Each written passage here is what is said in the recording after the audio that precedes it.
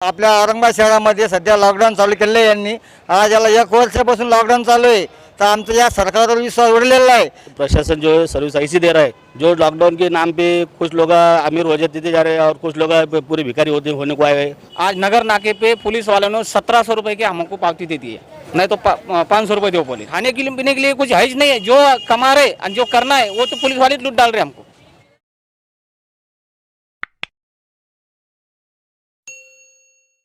आप देख रहे हैं एसडीएम न्यूज़, मैं रज़ा अंसारी। आज हम नारेगांव आए हैं। ये बहुत बड़ा एरिया कहलाता है, सलाम बस्ती कहलाती है।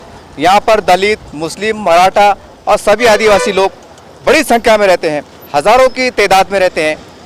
और जानना चाहेंगे तमाम हम बस्ती का हमारा एक सर्वे है, जनता की तकलीफ़ क्या है, ये लॉकडाउन से इनको क्या परेशानी हो रही है और सरकार ने इनकी सुविधा के लिए कौन से कदम उठाना चाहिए, और भी इनके मन में जो बात है वही बात आज हम आपके सामने पेश करने जा रहे हैं। और कहीं ना कहीं संदेश सीधे तौर पर हम प्रशासन को पहुंचाना चाहते हैं। चलिए मिलते हैं कुछ लोगों से। चलिए मेरे साथ ये बैठे हुए एक सड़क के किनारे एक व्यक्ति बैठे हुए हैं, एक साहब बैठे हुए हैं। इन्होंने हमें आवाज़ दी, इन्होंने कहा कि मैं भी अपने दर्द को, अपनी परेशानी को प्रशासन के सामने रखना चाहता हूँ। चलिए इनकी ज़ुबानी सुनते हैं कि उन्हें क्या तकलीफ़ है। सर, आपका पूरा नाम बताइए और आप क्या कहना चाहते हैं? मेरा नाम सईद खान है और मेरा फाइबर दरवाज़ों का मैं रॉ मटेरियल तैयार करके देता हूँ।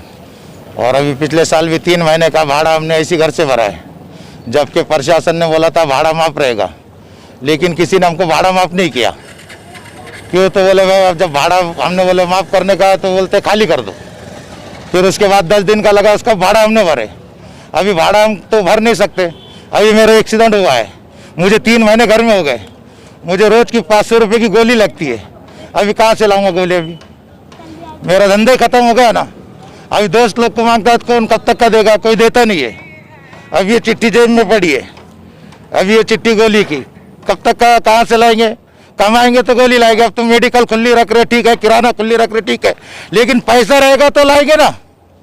अब ये किराना खुली है, पैसा रहेगा तो लाएंगे, पत्थर लेके जाके उबाल के थोड़ी खाएंगे। हाँ, अब मेडिकल खुली रखे, हमको पैसा रहेगा तो मेडिकल पे गोली लाएंगे, पैसे नहीं तो गोली कहाँ से लाएंगे?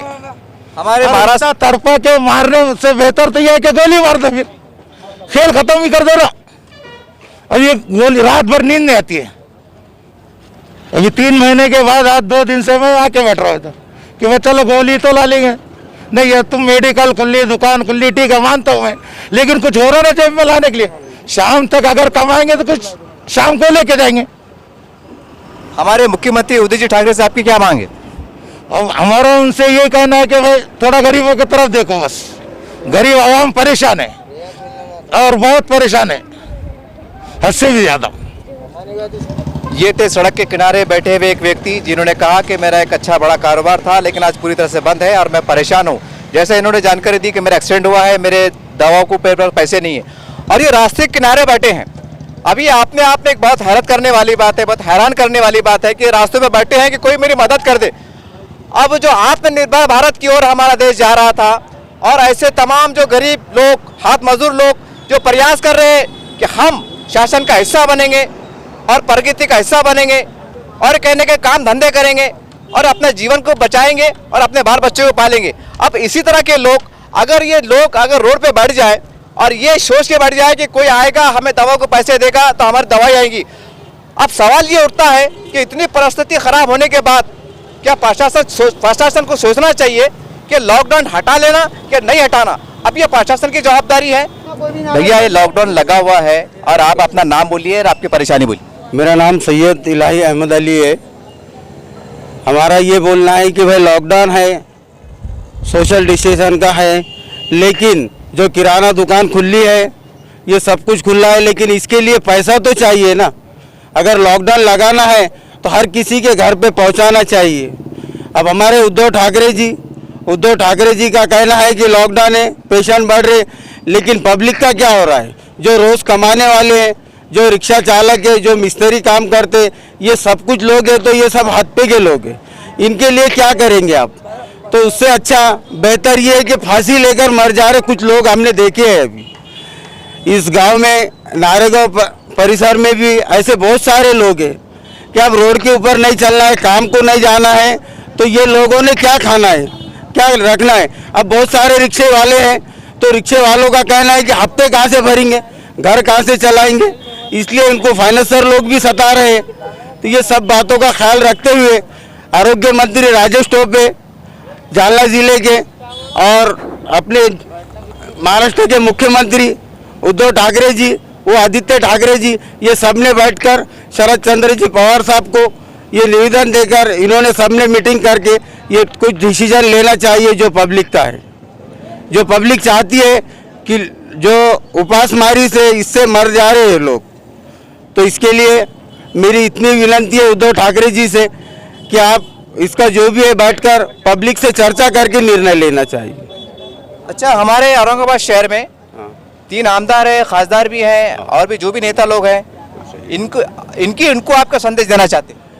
इनको यही संदेश देना चाहते हैं, जो इम्तियाज जलील साहब है, जो बहुत सारे राष्ट्रवादी के, कांग्रेस के, जो कुछ भी है, इन्होंने सबने एक बैठ के मुख्यमंत्री साहब को निवेदन देना चाहिए।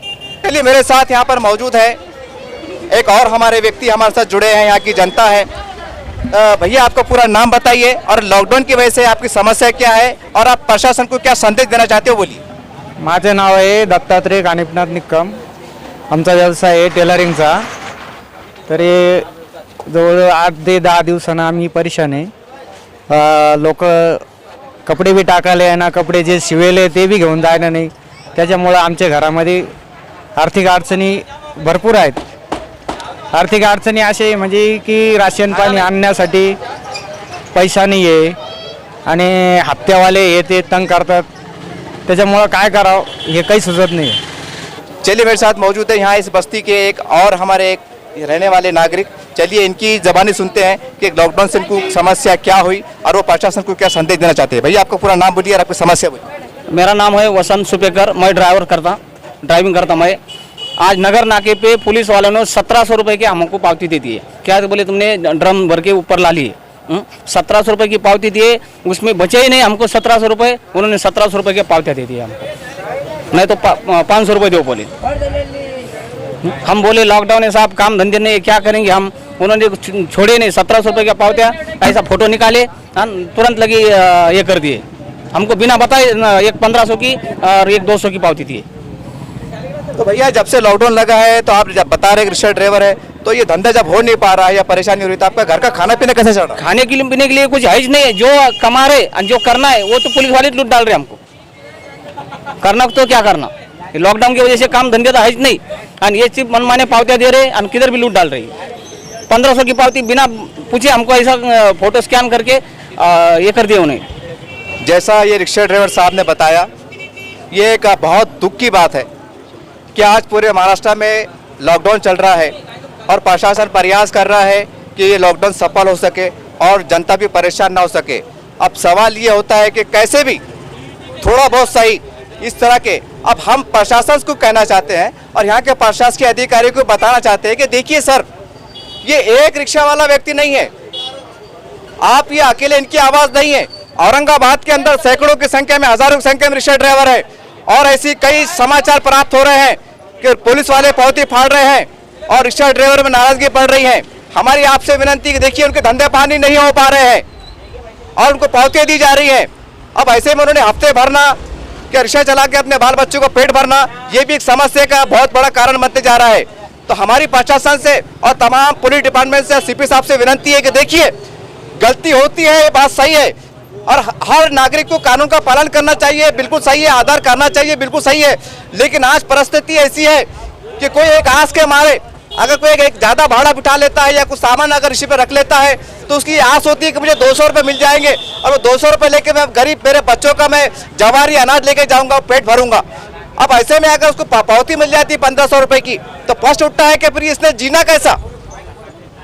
तो हम यही कहना चाहते हैं कि देखिए, पूरे औरंगाबाद शहर में और जैसे हमें समाचार मिल रहे हैं मीडिया के माध्यम से, पूरे जितने हाथ मजदूर लोग हैं, ड्राइवर है, लेबर है, मजदूरी है, हमाल है और जो भी है, ये लोग बेहद परेशान हो चुके हैं. अगर इनका संयम टूटा तो ये हम समझते हैं कि हालात बिगड़े तो ये बहुत संभालना मुश्किल हो जाएगा. इसलिए आप थोड़ा नज़रअंदाज कीजिए, उनको प्यार से बोलिए, उनको समझाइए, बिल्कुल सही बात है. लेकिन हम प्रशासन से गुजारिश करते हैं और सीपी साहब से विनती करते हैं कि देखिए थोड़ा पुलिस वाले को आप दिशा निर्देश दीजिए कि ठीक है गलती हो रही है, हम इससे इनकार नहीं करते, लेकिन ये पेट की आग बुझाने के लिए कर रहे हैं साहब। अब प्रशासन तो दे नहीं रहा है, अगर ये कैसा भी करके अगर कुछ करना चाह रहे हैं तो उनको करने दीजिए, क्योंकि जान बची तो लाखों पाए, अगर जान चली गई तो फिर क्या बचता है। शायद यही कोई संदेश यहाँ की जनता दे रही है। चलिए मेरे साथ मौजूद है इस एरिया के एक सामाजिक कार्यकर्ता, साहिब खां पठान नाम है इनका, इन्हें लोग आदर सम्मान से बाबा भी कहते हैं, और ये इस वार्ड के अंदर विकास का काम हो सके, जनता की सुविधा हो सके, लगातार प्रयास कर रहे हैं और यहाँ काफ़ी लोकप्रिय चेहरा है। चलिए इनसे भी जानना चाहेंगे कि इस वार्ड की इनकी समस्या क्या है, उनकी प्रशासन से क्या मांगे। मांग हमारे प्रशासन से अब यही है कि आपने एक साल कुछ महीने जो है तो लॉकडाउन को गुजर चुके और औरंगाबाद शहर के हालात बहुत खस्ता हालात है। ऐसे औरंगाबाद के नहीं है, पूरे हिंदुस्तान के हालात खस्ता हालात है। ऐसे गौर गरीब जो जितने परेशान है, जो मजदूर तबका है, जो मिस्त्री काम करने वाले हैं, रक्षे वाले हैं, यानी छोटे मोटे व्यापारी है, इनके ऐसे हालात है जो 500-1000 रुपये रोज़ कमाने वाले हैं।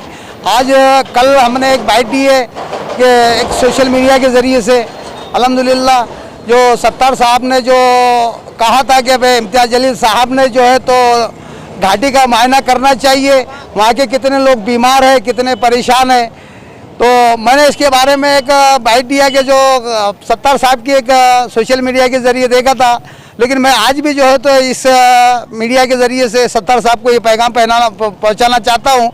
और जितने हमारे दिग्गज नेता औरंगाबाद शहर के हैं, जैसे अपने राष्ट्रवादी, तुम्हारे शिवसेना के, तुम्हारे हमारे MIM के जो इम्तियाज़ जलील साहब हो गए, ये नेता ने सबसे पहले आगे आने चाहिए और औरंगाबाद का गरीब का सर्वे करना चाहिए।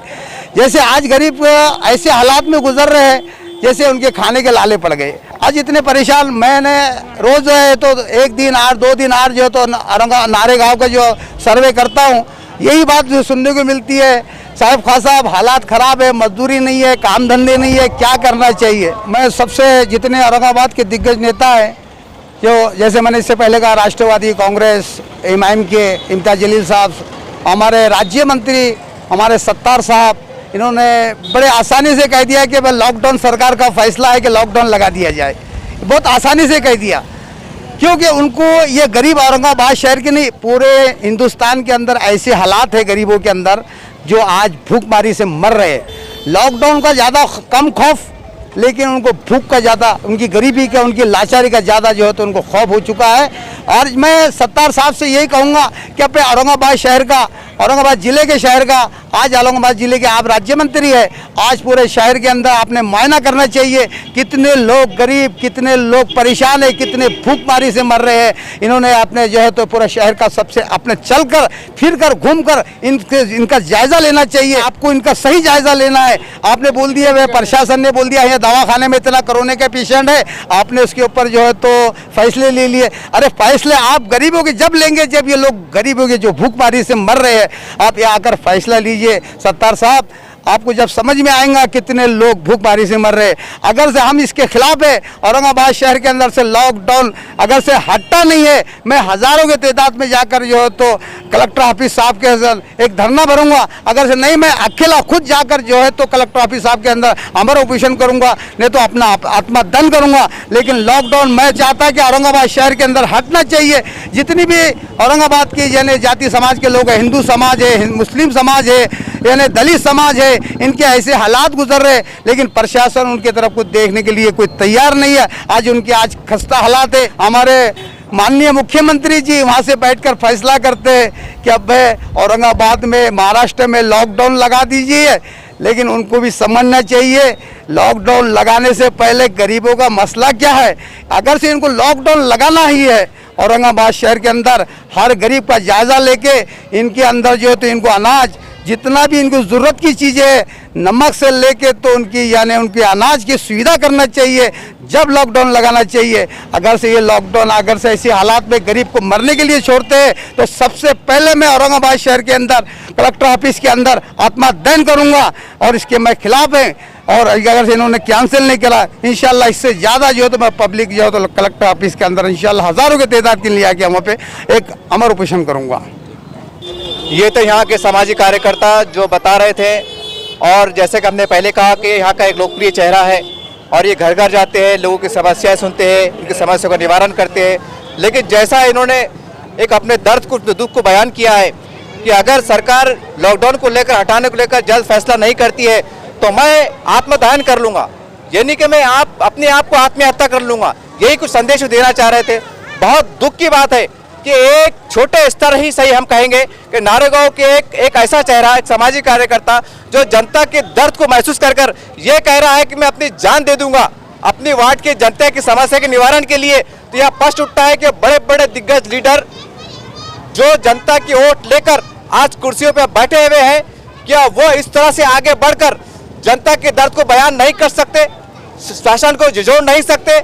या कम से कम ठीक है, अगर लॉकडाउन चल रहा है तो आप अपने ओहदे का इस्तेमाल करते हुए, अपने पावर का इस्तेमाल करते हुए ऐसी तमाम औरंगाबाद की स्लम बस्तियां हैं, झोपड़पट्टियां हैं, वहां पर आप अपने वॉलंटियर्स को रवाना करें, वहां पर एक बार विजिट दें। जिस तरह से आप इलेक्शन के दौरान गली गली घूमते हैं तो कम से कम आप एक दिन में 3 वार्ड का सर्वे कर सकते हैं। मैं उनको कह रहा हूं जिन्होंने वोट लेकर आज कुर्सी पर बैठे हैं, ये तमाम हजारों की संख्या में जनता सुन रही है। मैं जनता को साक्षी मानकर और उनकी इच्छा से और उनकी आज्ञा से, और उन्होंने हमसे कहा है कि हमारे संदेश को उन तक पहुंचाइए, तो हम ये संदेश को लोकशाही माध्यम से आप तक पहुंचा रहे हैं। और हम समझते हैं कि हमारी आवाज सुनने के बाद ये बड़े बड़े नेता यहाँ पर विजिट करेंगे और यहाँ के दर्द को महसूस करेंगे और अपनी ओर से आप क्या कर सकते हैं ये आपका कर्तव्य बनता है। आप ये कहकर जान छुड़ा नहीं सकते। ये सरकार का फैसला है, मुख्यमंत्री का फैसला है, ये ठीक बात है, लेकिन आज जनता भूखी मर रही है। उनके लिए आपके पास क्या नियोजन है, ये आपको करना पड़ेगा, नहीं तो इसका भुगतान आपको आने वाले चुनाव में हो सकता है। चलिए मैं आगे की ओर बढ़ता हूँ। मैं खड़ा हूँ, ये पवन मंदिर है, ये धर्म स्थल है, एक आदर पूर्वक स्थल है और यहाँ पर कई भक्त बैठे हैं, कई श्रद्धालु बैठे हैं। चलिए इनसे जानना चाहेंगे। भैया आपका पूरा नाम बोलिए और ये लॉकडाऊन से आपकी समस्या क्या आहे और आप प्रशासन को क्या संदेश देना चाहते हो, बोलिए। समस्या ही पुरणारी नाही आमच्यासाठी, काय कामधंदे ते सगळं बंद, हातावर लोक आहे आम्ही सगळे आणि त्याच्यामुळे खूप परेशानी चालू आहे आणि लॉकडाऊन हे पुरणारा नाही आम्हाला। चलिए इसी प्रकार से मेरे साथ मौजूद है भैया, आपका पूरा शुभ नाम बोलिए और अब प्रशासन से आपकी क्या मांग है, लॉकडाउन से आप किस समस्या से जूझ रहे हैं वो पूरा बोलिए। प्रशासन बोले तो प्रशासन एकदम बेकार काम कर सर्विस दे रहा है। प्रशासन जो है सर्विस ऐसी दे रहा है जो लॉकडाउन के नाम पे कुछ लोग अमीर हो जाते जा रहे हैं और कुछ लोग पूरे भिखारी होने को आए हैं। इससे मतलब क्या हो रहा, बीमारी तो जो है, जो बीमार पड़ेगा तो दवाखाने में जाएगा, वो कहाँ जाएगा, अस्पताल में जाएगा। तो लॉकडाउन से ऐसा इतना फायदा जो होता है ऐसा तो मेरे को लगता नहीं है। तो हमारे मुख्यमंत्री उद्धव जी ठाकरे से आपकी क्या मांग है? मुख्यमंत्री क्या है, वो उनके लेवल पे काम कर रहे हैं, आम जनता मर रही है इधर। जनता का भी ये सोचना चाहिए ना, जनता क्या, किसको क्या चाहिए, किसको क्या नहीं चाहिए। काम सबसे ज़्यादा काम की ज़रूरत है और काम अगर बंद है तो कुछ फैक्ट्री चालू है और यहाँ से फैक्ट्री में जाने को दिक्कत है, बीच में पुलिस आ जाती, ऐसे बहुत से प्रॉब्लम है, ऐसे जैसे तकलीफ आम आदमी कुछ है। चलिए मेरे साथ यहाँ पर एक और व्यक्ति मौजूद है और ये एक भाग ऐसा है, यहाँ पर हिंदू, दलित, मुस्लिम, मराठा सब मिल के रहते हैं, एकता के साथ रहते हैं, भाईचारगी के साथ रहते हैं। और आज हम देखते हैं कि आज मंदिर के सामने हिंदू भी बैठा है, दलित भी बैठा है, मराठा बैठा है और अपने दुख दर्द को बांट रहा है। चलिए इनसे ज़माने सुनना चाहेंगे। भैया आपका पूरा नाम बोलिए और आपकी तकलीफ क्या है, बोलिए। मेरा नाम शेख अखिल है। ये कोरोना के नाम पर जो है तो आंकड़े बढ़ा रहे हैं, तो आप कोरोना जिसको हुआ तो उसको 1 लाख रुपए की इमदाद कीजिए। कोई भी बाढ़ आती है, कुछ भी आती है तो आप मदद करते। अगर कोरोना से कोई मरता है तो आप 5 लाख रुपए जाहिर करिए, तो आपको खुद पता चल जाएगा कि आंकड़े ऑटोमेटिक कम होना चालू हो जाएगी। जब आपकी तिजोरी खाली होगी तो जब आपको समझना चाहिए, आप ज़मीनी ग्राउंड पर रह के देखो, कोई भूखा मर रहा, क्या कर रहा। जितने एनजीओज़ ने काम किया हुआ है तो इन्होंने, इनकी कैपेसिटी ख़त्म हो गई। सरकार का क्या है, सरकार का आदेश कभी भी कुछ भी आ जाता है, पुलिस प्रशासन कभी भी आती, बंद कर देती। इसलिए हम जनता के समर्थन में कल जो है तो व्यापारी संघ का आंदोलन है और जनता की लिमिट ख़त्म हो गई, व्यापारी जो है तो रोड पर उतरेगा। चलिए मेरे साथ एक और यहाँ पर एक व्यक्ति मौजूद है, यहाँ के नागरिक है, उनके भी कुछ दर्द को सुनना चाहेंगे। भैया आपका पूरा नाम बोलिए, शुभ नाम बोलिए और ये लॉकडाऊन से वजह से आपकी समस्या क्या है और प्रशासन से आपकी क्या मांगे वो स्पष्ट रूप से बोलिए। अरे आपल्या आपल्या औरंगाबाद शहरामध्ये सध्या लॉकडाऊन चालू केले यांनी। आज याला 1 वर्षापासून लॉकडाऊन चालू आहे। तर आमचं या सरकारवर विश्वास उडलेला आहे. सर्व नाभिक समाज आणि सर्व हातखोत जे लोक आहेत रोडवरचे, पानटपरीवाले असो, हॉटेलवाले असो, कोणते शिलाई मशीनवाले असो, यांचा पूर्ण हातात धंदा आहे. त्याच्यामुळे सरकारने लॉकडाऊनला प्रतिबंध करावा आणि लॉकडाऊन बंद करावं आणि उद्यापासून मार्केट चालू करावं आणि आमचा विश्वास उडलेला आहे सरकारवर. ये थी नारेगांव की जनता और ये औरंगाबाद शहर का एक स्लम एरिया कहलाता है. बहुत बड़ी बस्ती, हज़ारों की संख्या में यहाँ लोग रहते हैं और ये यहाँ पर 70% से अधिक लोग हाथ मजदूर हैं. कोई लेबर काम करता है, कोई मट्टी काम करता है, किसकी हजाम की दुकान है, कोई फल फ्रूट बेचता है, कोई हमाली काम करता है, कोई ड्राइवर है. इसी प्रकार की यहाँ की जनता के लोग रहते हैं. और यहाँ के एक नागरिक ने, हम समझते हैं, एक बहुत बड़ा बात कही थी है. इन्होंने कहा है कि जो कोरोना से पेशेंट कोई मरता है तो आप 5 लाख की राशि घोषित कीजिए. चलिए मैं नारेगांव के अंदर खड़ा हूँ और ये एक देख सकते हैं यहाँ पर एक बहुत बड़ा एक लोहे का शेड है और ये एक तरह का एक उद्योग है, छोटा उद्योग कहेंगे, मिनी उद्योग कहेंगे. यहाँ पर कई महिलाएं काम कर रही हैं, कई हाथ मजदूर लोग काम कर रहे हैं. चलिए इनसे जानना चाहेंगे कि ये लॉकडाउन की वजह से इनका क्या हाल है, इनकी घर की परिस्थिति क्या है. तभी आपका पूरा नाम बताइए और आपके प्रशासन से क्या मांगे और आपका खाना पीना या जो भी आप कामकाज कर रहे हैं, आपकी व्यवस्था कैसी चल रही. कशाचं माल नाही, काही नाही. आम्ही उपाशी मरू लागलं. काय शेटला माल नाही आला तर आम्ही काय करशान, काय खाणार आहे आम्ही. इकडं मजूर काम करतं, इकडं कामाचा पत्ता नहीं, काय खा उपाशी मारा काय करा आम्ही. चलिए मैं आगे की ओर बढ़ता हूँ. ये एक दलित बस्ती है और बड़ी संख्या में लोग रहते हैं और यहाँ की आबादी, यहाँ की जो जनसंख्या है, लेबर है, हाथ मजदूर काम करती है. चलिए मेरे साथ एक महिला है. तई आपका ये बोलिए, आप लॉकडाउन के कारण तो जो आप समस्या हो रही, तो आपके प्रशासन से क्या मांगे. आम्हाला दाणी नाही, दुनी नाही, पैसा नाही, आदला नाही, खायला नाही, प्यायला नाही. लॉकडाऊन आहे म्हणून सनी घरात बसले, लेकराला काम नाही, धंदे नाही, कंपनी तर बंद करू राहिलेत. काय आता त्याच्या पुढं आम्हाला खायला तर पाहिजे. लॉकडाऊन लागल्यावर आम्हाला खर्चायला लेकरं आहे, बाळ आहे, एकाच्या मागं 2-2, 3-3 लेकरं आहेत, माय आहे, बाप आहे. चलिए मैं आगे की ओर बढ़ता हूँ. नारेगांव का भाग कहलाता है और यहाँ पर जो है तो छोटे छोटे शेडों में एक इंडस्ट्री है, अलग अलग प्रकार से है, अलग अलग व्यवसाय होते हैं. और चलिए जानना चाहते हैं, हम यहाँ पर आए हैं, आप देख सकते हैं. मैं कैमरामैन से कहूँगा कि देखिए यहाँ पर जहाँ पर 6-7 कारीगर बैठे हुए जो सोफ़ा बनाते हैं, जो लकड़ी का काम करते हैं. चलिए उनसे ज़बानी सुनना चाहेंगे कि एक लॉकडाउन से उनके जीवन पे कितना प्रभाव पड़ा और उनके प्रशासन से क्या मांगे. सर भाई आपका पूरा नाम बताइए और आपकी इस लॉकडाउन की वजह से आपको समस्या क्या हो रही वो बोलिए. मेरा पूरा नाम है नईम खान, उस्मान खान. जब से लॉकडाउन लगा है, जब से हमारा काम बंद चुका है और हम फर्नीचर काम करने हैं. टोटल यहाँ पे हम 10 से 15 मजदूर में काम करते हैं. हम बाहर दिल्ली से आए हुए हैं यहाँ पे काम करने के लिए और हमें कोई सुविधा नहीं है यहाँ पे. इसके बाद ये है कि हम काम करने की परेशानी है और हम ये आना जाना परेशान, दूर से आते लोग काम करते हैं यहाँ पे.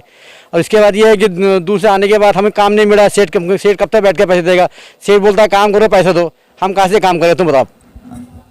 तो अच्छा भैया, जब आपने कहा है कि आप दिल्ली से आए हुए हो, तो क्या आपका राशन कार्ड यहाँ का है. जी नहीं, हमारा दिल्ली का राशन कार्ड. हम ये मूल से अनाज मूल्य खाते हैं, यहाँ पर अनाज मूल्य खाते सर. यहाँ पे जब से लॉकडाउन लगा जब हम लोग परेशान है, मजदूर आदमी, हम कहाँ से लाके पैसा इतना. हम बाहर गाँव से आए, पेट पालने के लिए आए यहाँ पे. इसी तरह से मेरे साथ मौजूद है, ये भी लकड़ी का काम करते हैं, कारखाने में काम करते हैं. भैया आपका पूरा नाम बताइए और आपका परेशानी क्या है ये बताइए. जी मेरा नाम मोहम्मद रईस है. हम भी दिल्ली में से आए हुए हैं. यहाँ पे काफ़ी दिन हो गए, काम वाम भी नहीं चल रहा, सामान भी नहीं आ पा रहा. सेठ से बोलते पैसे वैसे के लिए, राशन पानी में भी बहुत दिक्कत आ रही है. अब सेठ बोलता है काम नहीं है, पैसा नहीं है, कहाँ से तुमको दूंगा मैं. अब लॉकडाउन की वजह से यहाँ पे इतने दूर से आए हुए हैं, हम क्या करेंगे. यहाँ पे पढ़ के परेशान हो रहे हैं, जनता को बहुत परेशानी हो रही है यहाँ पे. इनको सोचना चाहिए, लॉकडाउन के हटाना चाहिए इनको. चलिए मेरे साथ मौजूद है यहाँ के एक और कारीगर. भैया आपका पूरा नाम बताइए और आपकी तकलीफ बताइए. जी मेरा नाम मोहम्मद फ़हीम है और हम बाहर से आए हुए काम करने यहाँ. लेकिन लॉकडाउन की वजह से हमें बहुत ज़्यादा प्रॉब्लम हो रही है यहाँ पे काम की और पैसे पानी की. खर्चे वर्चे के लिए कुछ भी नहीं है और उधर घर पे भी लोग परेशानी है, क्योंकि हम यहाँ काम करेंगे तो घर भेजेंगे, लेकिन हमारा ये काम ही बंद नहीं है. सेठ से पैसे नहीं मिल रहा है, घर वाले भी इधर परेशान हैं, हम भी इधर परेशान हैं. तो लॉकडाउन की वजह से बहुत ज़्यादा प्रॉब्लम हो रही है हमें. लॉकडाउन अगर लगाने तो रात का लगा सकते हैं ना, लेकिन दिन में काम वामा चालू होने चाहिए. तो काम की वजह से हमें जो है तो बहुत ज़्यादा प्रॉब्लम हो रही है. चलिए मेरे साथ मौजूद है एक रिक्शा ड्राइवर जो यहाँ पर कारखाने का माल लाते हैं, ले जाते हैं और ट्रांसपोर्ट का काम करते हैं और किसी प्रकार से अपनी 2 वक्त की रोटी चला लेते हैं. भैया आपका पूरा नाम बताइए और लॉकडाउन से आपकी क्या परेशानी आपको जूझ रही है और प्रशासन से आपकी क्या मांग है? जी, मेरा नाम शेख नज़ीर है और ये लॉकडाउन लगने की वजह से ये कंपनियाँ पूरे बंद हो चुकी है और हमारा ये ट्रांसपोर्टिंग भी पूरी कंप्लीट बंद हो चुकी है। और घर पे कैसा है, अभी खाने पीने को कुछ भी नहीं है, ना धंधा है ना कुछ है। उनके बगैर हमारा धंधा चल नहीं सकता और ट्रांसपोर्टिंग उनके कारखाने के बगैर हमारी चल नहीं सकती। तो हम यहाँ अभी लॉकडाउन लगे जब से खड़े हुए हैं यहाँ पे कारखाने के सामने। ये कारखाना अभी बंद है। चलिए, मेरे साथ मौजूद है क्योंकि हम एक ऐसे एरिया में आए हुए हैं, यहाँ पर जगह जगह के ऊपर जो है तो एक छोटी मोटी फैक्ट्री है, अलग अलग प्रकार का सामान बनाया जाता है। मेरे साथ मौजूद है, इनका कूलर का कारखाना है। चलिए, इनकी ज़बानी जानना चाहेंगे कि लॉकडाउन की वजह से इनके ऊपर क्या परेशानी आ रही है और उनकी प्रशासन से क्या मांग है। मेरा एक कूलर का कारखाना है और अभी जो प्रशासन से मेरी मांगनी है कि वह हमारे को थोड़ा सा टाइम दे कि कब खोलना है कब बंद करना है। ये कम्प्लीटली बंद बोल दिया। पेपर में तो ये आ रहा है कि कारखानों को परमिशन है, लेकिन यहाँ पुलिस वाले आके बंद करने लगा रहे। तो मेरे को ये नहीं समझ में आ रहा है कलेक्टर साहब ने ऐसा क्लियर इंस्ट्रक्शन क्यों नहीं दिया कि भाई ये चालू रहेगा, ये बंद रहेगा, कूलर के चालू रहेंगे, लकड़ी के चालू रहेंगे। तो ऐसा क्लियरली बताए प्रशासन के क्या चालू रहेगा और क्या बंद रहेगा। अभी मेरे पास भी 12 से 15 लोग काम करते हैं। अभी हम लोग उनको कहाँ तक सपोर्ट करेंगे। अभी हमने उनको 2-3 दिन का राशन दिला के दिए, सब दिए, तो भी वो लोग अभी भूखे मर जाएंगे ऐसे चलेगा। तो ये भी मेरे साथ मेरे काम वाले, आप इनसे भी पूछ सकते हैं इनके घर पे क्या परेशानी हो रही है। चलिए, मेरे साथ एक मौजूद है, कूलर का काम करते हैं, कूलर के कारीगर है। भैया, आपका पूरा नाम बताइए और आपके प्रशासन से क्या मांग है। भाई, मेरा नाम शेख असलम है, मैं कूलर के फैक्ट्री में काम करता हूँ। मेरे पास जो है अभी फ़िलहाल जब से लॉकडाउन लगा खाने के लिए कुछ नहीं है। हमारे सेठ ने जो है तो 3-4 दिन का राशन भर के दिए। अब इसके बाद मेरे पास कुछ खाने के लिए नहीं और काम भी नहीं है। मेरा प्रशासन से यही कहना है, आप लॉकडाउन लगा रहे हो तो हमारा खाने का इंतज़ाम करें और हमें काम दे। और जो आपने लॉकडाउन लगाया है ये हमारे गरीब को देखते हुए और सोचते हुए लगाए, ये हमारी प्रशासन से मांग। चलिए, मेरे साथ मौजूद है, यहाँ पर फर्नीचर के इनका कारोबार है, ये कारखानेदार है, ये कारखाना चलाते हैं। चलिए, इन्हीं की ज़बानी सुनना चाहेंगे कि लॉकडाउन से इनको कितनी परेशानी हुई। भैया, आपका पूरा नाम बताइए और आपकी प्रशासन से क्या मांग। मेरा नाम आरिफ खान है और प्रशासन से ये मांग है कि हमारे कने अभी दिल्ली के जो है 10 से 15 कारीगर जो आए हुए, तो अभी इनका थोड़ा खाने का प्रॉब्लम आ रहा, पैसे का दिक्कत आ रहा। अभी हम भी कब तक पुराएंगे इनको जो है। तो अभी राशन पानी 8 दिन का हमने पुराए थे, अब ख़त्म हो गया है इनके पास। अब इनको कब तक हम भी राशन पानी पुराएंगे। हमने भी तो जो है तो लोन लेकर जो है तो कारखाना भी चालू किए थे, अभी जो है तो ऑर्डर कैंसिल हो रहे। ये थे फर्नीचर दुकान के मालिक कारखानेदार। और जैसा हमने आपको बताया कि कूलर के कारखानेदार, दरअसल नारेगांव का ऐसा भाग है, यहाँ पर प्लास्टिक के, कूलर के, फर्नीचर के और अलग अलग तरह के एक छोटी मोटी एक उद्योग कहेंगे जैसे हम। और जैसा हमारे माननीय जिला कलेक्टर साहब ने बताया है कि फैक्ट्री चालू है। हम यहाँ के सर्वे पे हैं और हमने कई लोगों से बातचीत की और इनका स्पष्ट रूप से कहना है कि पुलिस वाले आ रहे हैं और बोल रहे हैं कि आपका खुला कारोबार क्यों है। बहुत ही अपने आप में एक बात निकल के आ रही है कि एक तरफ प्रशासन बता रहा है कि एक फैक्ट्री चालू है और एक तरफ ये एक ऐसा सलम बस्ती एरिया है कि जहाँ पर लोग रोज कमाते हैं, रोज खाते हैं और इनको दबाव डाला जा रहा है कि आपके कारखाने बंद कीजिए। और यहाँ पर हजारों की संख्या में जो है तो कारीगर है, हेल्पर है, मजदूर है। अगर वो उन्हें काम नहीं मिलेगा तो भूखे मर जाएंगे।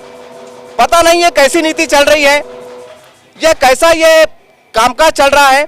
इसके ऊपर माननीय कलेक्टर साहब को सोचने की जरूरत है। और ऐसे सलम बस्तियों में हम समझते हैं कि 2 रूम के अंदर, 3 रूम के अंदर कहने के छोटे मोटे उद्योग चल रहे हैं और एक एक उद्योग में 5 से लेकर 15 आदमी काम करते हैं। आपका कर्तव्य बनता है कि आप जिला कलेक्टर है, आप यहाँ आपका सर्वे कराइए, ईमानदारी से सर्वे कराइए, यहाँ की समस्या को जानने का प्रयास कीजिए। नहीं तो आप बहुत प्रयास कर रहे हैं, लेकिन अगर गरीब जनता अगर आज सफल हो जाए, वो भूखे मर जाए, वो परेशान हो जाए, तो बताइए फिर आपका प्रयास का क्या अर्थ रह जाता है। यहाँ की जनता बहुत परेशान है। कई लोगों ने हमसे कहा है कि हमने आत्महत्या कर लेना, कि जान दे देना। यानी कि कुल मिलाकर देखा जाए तो एक तरफ कोरोना से मर रहे हैं, उससे कई ज्यादा लोग घर में भूखे मर रहे हैं। अब प्रशासन को चाहिए कि इसके पर बहुत ही गंभीरता के साथ विचार विमर्श करें और ज्यादा अच्छा क्या कर सकते हैं आप, वो करने का प्रयास करें।